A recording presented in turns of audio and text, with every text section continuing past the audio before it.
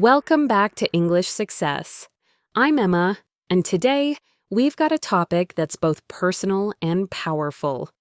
And I'm Jake. You know, Emma, people say the hardest question to answer is the simplest one.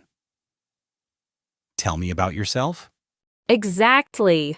We talk about ourselves all the time, in job interviews, meeting new people, even in small talk. But many people freeze when that question comes up. Yeah, they either don't know what to say or they go on forever.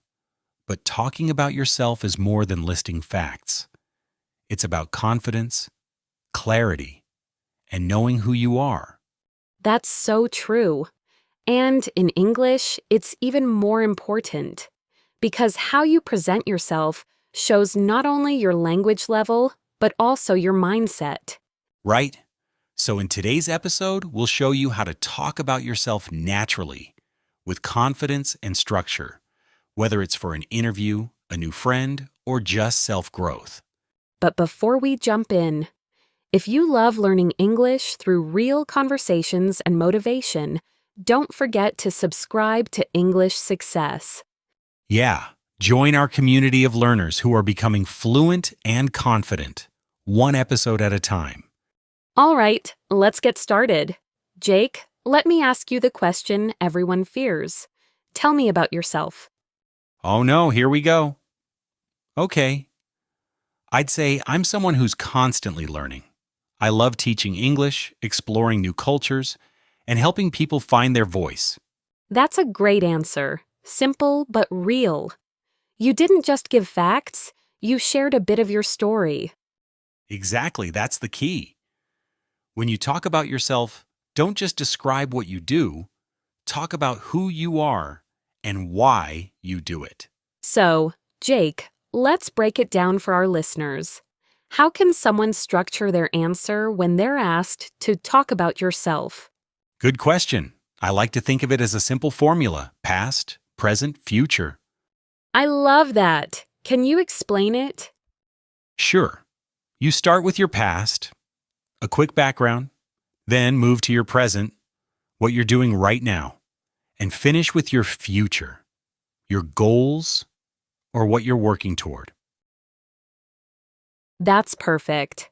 For example, I could say, I studied international communication, and I've always been passionate about helping people connect through language. Right now, I'm teaching English online and creating educational content. In the future, I want to inspire even more learners around the world. Beautiful. It's short, natural, and full of purpose. Thanks! And notice, I didn't memorize it. It's just my story told clearly and confidently. Exactly. You don't have to sound robotic or perfect. People connect with your authentic energy, not your grammar. Yes, but for our English learners, it's still useful to learn some key phrases they can use when talking about themselves. Absolutely. Let's give them a few examples they can practice. All right, here are some great starters. I'm originally from. I grew up in. I've always been interested in. Right now, I'm focusing on. In the future, I'd love to. And for personality or mindset, you can say, I describe myself as someone who people often say one thing I'm proud of is. Nice. These phrases help you sound confident and natural. Exactly. And when you use them, think about what story you want to tell about yourself, not just the words. That's so important. When you know your story, you speak with power, even in a foreign language.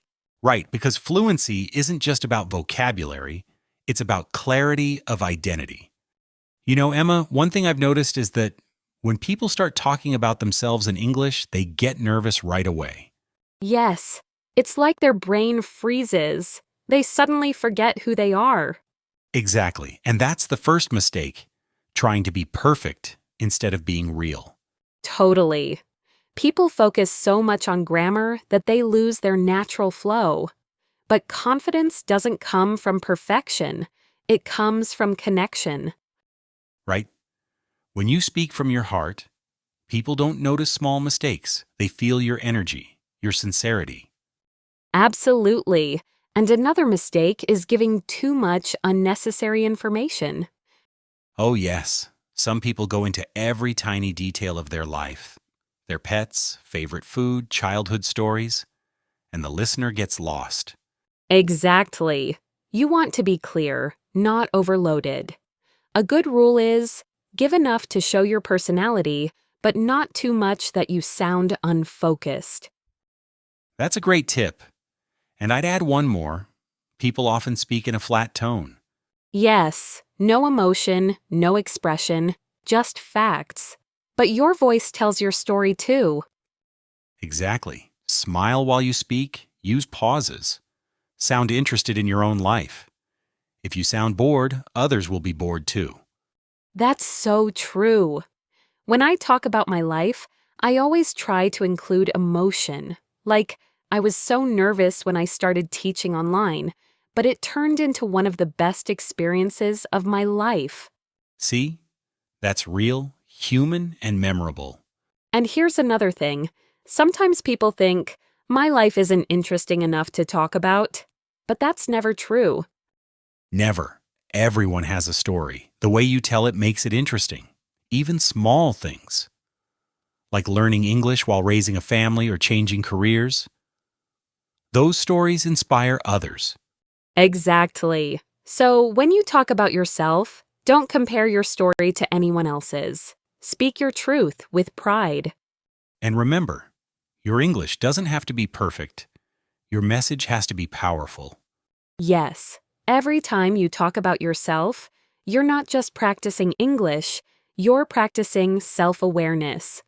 That's deep, Emma. And it's true. The better you understand yourself, the easier it is to express yourself in any language. All right, Jake, I think we've covered so much today, from structure to confidence to mindset. Yeah, and I hope our listeners feel more ready to talk about themselves. Not just in English, but in life.